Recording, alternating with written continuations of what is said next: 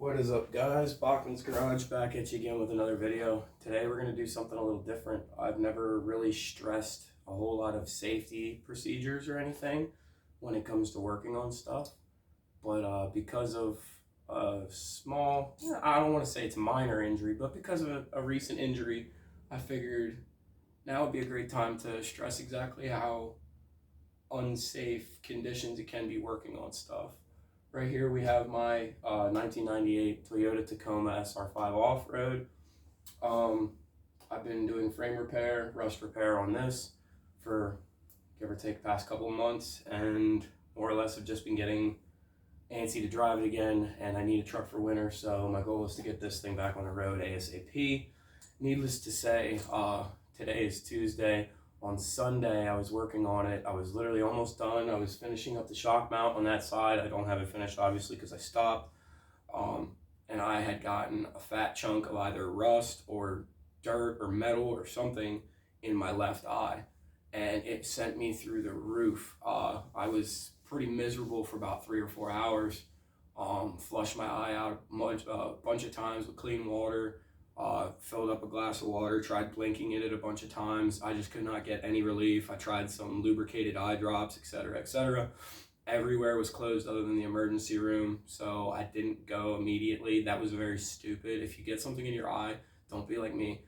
Go to the ER or a patient first or whatever is available and have them check it out. But basically, I waited until the next day, and I woke up in the morning. My eye was a little irritated, but it did not hurt anywhere even close to as bad, so I'm pretty sure I flushed it out, and ironically I just had eyelash in my eye. I'm pretty sure I flushed it out, and then it was just irritated the next day. It's now Tuesday, so it's been two days since it was in my eye. I feel perfectly fine. I don't feel like anything's in there, so I'm pretty sure I got it out, and it just was irritated afterwards, and that's why I couldn't get any relief. But thank God it doesn't hurt anymore, and it doesn't feel like my vision's not hurt. I don't think I scratched my eye or anything. So, but like I said, don't be like me. Go to the ER if you ever get something in your eye. But that's why I'm stressing safety today. So I want to go over a couple of things that you can do or use to be safe when using different stuff. This was the tool that gave me that injury. This is a little right angle die grinder. They spin pretty fast. If I had to guess, I think it's somewhere around like 4,000 RPM or 3,000 RPM. I can't even remember. It's probably more than that, honestly. Yeah, oh, I'm sorry. It's a lot more than that. It's 20,000 RPM, so it's fast as hell. But I had this on an underside angle, and it kicked stuff, and believe it or not, I was actually wearing a full wrap pair of safety glasses, and it still somehow managed to get in my eye. So it wasn't even that I wasn't being safe, and we're all guilty of it, of using the safety squints or turning our head when we don't have safety glasses, but I can't stress it enough. I do it all the time. I forget my safety glasses, but buy yourself a good set of safety glasses, and honestly, I recommend full wraparound, either foam seal or rubber seal goggles for the case that these are full wraps. These aren't the exact pair I was wearing, but I had another pair of full wraparound goggles, and I still managed to get something in my eye. So these are good, but they're not perfect. This is like your minimal eye protection. They're not full wraparound. They are direct contact. Stuff can still get underneath and above, but they're better than nothing. So I mean, they're like $2 or $3 at any hardware store. Pick you up a set of those. Going for ears, these are 3M plugs, reusable washable plugs. These are personally my favorite because they actually prevent stuff from getting in your ears. Stuff like dirt and dust and stuff can collect around your ears, but these are probably your best route. The only problem is pulling them in and out to hear stuff. You can get dirt in your ears, so if you're prone to ear infections or stuff like that, it's probably not the greatest. But these are definitely my preferred method for blocking out sound. If you're grinding for extended periods of time, you're going to want a set of ear protection. If you don't have those around, and say you're an enthusiast and you like to shoot, these are noise canceling headphones. So you can turn these on and you can hear everything around you without taking them off when you're not grinding or there's no loud noise around. But if there's a sharp noise or anything seriously loud, these will block it out and you won't hear it. And then whenever that sharp noise goes away, you'll be able to hear your ambient noise again. So these are great if you like that, or you can just get a regular pair of just noise canceling headphones that don't have the full electronic speaker and stuff like that. So it just blocks out that really sharp, painful noises, these are a great option, and this prevents you from getting dust and dirt around your ears. But again, then you have these big clunky things hanging around your neck, or if you put them up on your head, you knock them off of shit. So it just depends. And if you don't have any of those, again, a very minimal way, and this is a good way if you want whatever Bluetooth headphones. I don't recommend a wire because they can get wrapped around shit. But these are a great way to just keep the sharp noise out. And if you really wanted to listen to music at the same time, you can. I don't suggest it because it is a distraction. I know a lot of people play music in the background of their shops and stuff when they work, which I like to do. The background noise isn't bad, but when it's directly in my ear, I get distracted and I feel like I can't focus on what I'm working on. But they do work if you don't have anything and you're grinding. Even if you don't turn them on, just stick them on there to help, get rid of that sharp noise. Now, kind of tools that you're gonna be using when you're mostly using safety equipment, anything with like a wire wheel, these shed wires like crazy. Anything with a grinding or a cutoff wheel, these things break apart and they can really cause damage even if you're not wearing safety glasses, and they just hit your skin somewhere. They can cut you or nick you really bad. I've seen people lose fingers. I've seen cutoff wheels stuck in people's faces. They're not fun, but if you at least have some safety measures, they're fairly safe. And keep your guard on these. With the wire wheels, it's hard because they get jammed up and stuff. So you really got to watch your fingers when you're using these. And I don't recommend gloves when wearing these because if you get a glove wrapped in this, it will rip your hand apart for the sheer fact that it has nowhere to go and it is stuck in that glove. Or this thing could start whirling around, hit you in the face, hit you in the chest, whatever. I mean, it's only like 2 or 3 pounds, but that's enough to cause a concussion, knock you out, anything crazy like that. They both spin at roughly 11,500 to 12,000 RPMs. These can be very dangerous pieces of tools. Another reason as to why maybe wearing safety glasses, those tools were more or less just for the hearing and safeties, but any sort of aerosol spray that could spray back in your face when you're spraying something, or compressed air that could blow dirt, dust, debris, anything into your eyes, you're going to want to watch out when you're using those as well.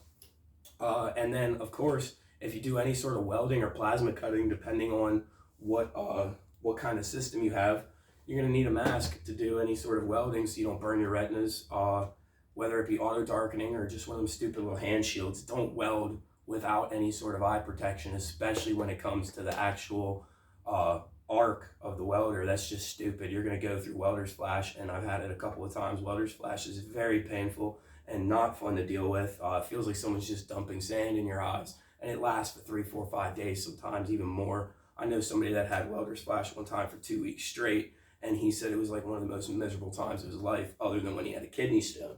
Also, other things, I only have these sets here, but even just a cheap pair of welding gloves to prevent burning your hands from sparks and stuff. I personally am guilty of not wearing gloves because I feel like they inhibit my welding skills.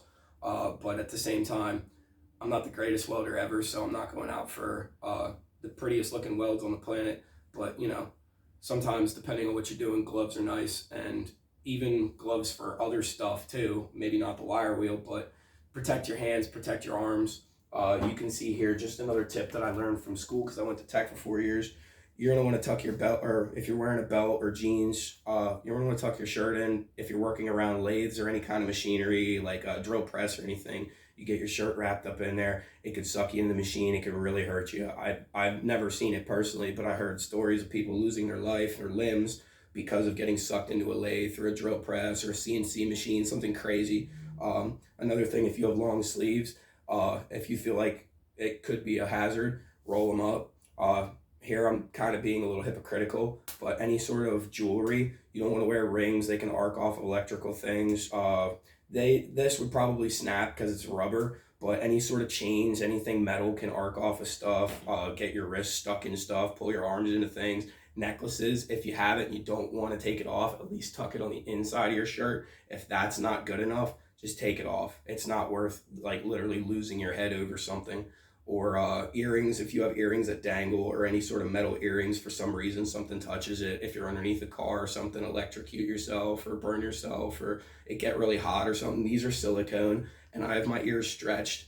It's a risk. These could get stuck on something, but at the same time, they're silicone, so they're not going to arc off anything. They're not going to conduct heat or electricity or anything like that. So, but that's the most minimal. Like myself, if you have extremely long hair, which mine's not extremely long hair, but if you have long hair, you're either going to want to at least tuck it up and put it up with some sort of hair tie, or at least tuck it up, put a hat on it, so the least amount of it's hanging out. You don't want to get your head stuck in any machinery or any kind of stupid stuff. I personally don't own a lathe. I have a drill press, etc., but these are just some of the tools and some of the tips I wanted to show you guys. Eyes and ears are the two things that you should really focus on. I'm being a little bit hypocritical because I have forgotten this over time. I've been pretty negligent on my own safety. And honestly, even if somebody's around you while you're using these, depending on how close their proximity is or the direction in which you're doing it, you should really have them wear safety glasses too. Anytime you're in a shop working on stuff and using some sort of tool or some sort of equipment that can blow or move anything throughout the air, you should definitely at least have some eyes and ears. Sharp noises are really bad for your hearing. I have extremely bad hearing from neglecting this for years, along with shooting guns without ear protection, etc. I've just been extremely negligent on my safety and probably the safety of those around me. So for that, I'd say sorry. Sorry doesn't cut it when somebody gets hurt, but at least I can acknowledge it, and I'm trying to make it a little bit better for myself and others. So focus on your safety, eyes and ears at least. Gloves if you really need it. My girlfriend helps me once in a while with some stuff, and she likes to wear gloves. By all means, she wears regular glasses. I want to get her a set of goggles to fit over her glasses, especially if she's doing any sort of wire wheeling anymore. Yeah, welding. You want to keep the arc out of your eyes. Get yourself a mask, even if it's a stupid little pancake shield, something. Anything's better than nothing. So aerosol cans, make sure you just be cautious before you start doing stupid stuff. That one little piece that landed in my eye definitely woke me up. So I hope the rest of you guys take this with some great consideration and safe working. Thanks, have a great one. I appreciate it.